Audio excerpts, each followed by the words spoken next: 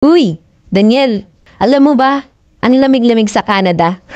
Oo naman, syempre Canada yun eh. Tsaka, ba't mo ba sinasabi sa akin yan? Suplado naman yan. Wala lang, naalala ko lang kasi dati, nung kasama kita. Palaging mainit.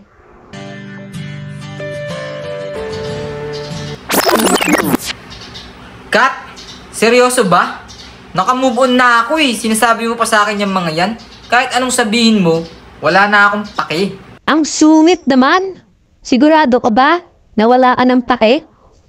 Kahit para sa'yo, handa akong mag-impake. Impake. Impake. Kat, seryoso ba? Pwede ba tama na masaya na ako para sa inyo? In fact, manonood nga ako ng movie nyo eh. Ay, talaga? Sige sabihan mo ako pag ikaw ay manonood.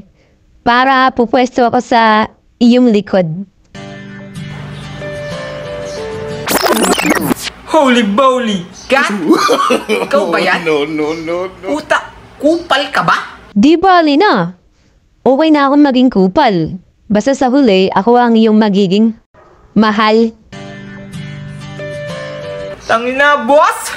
Tangina, boss!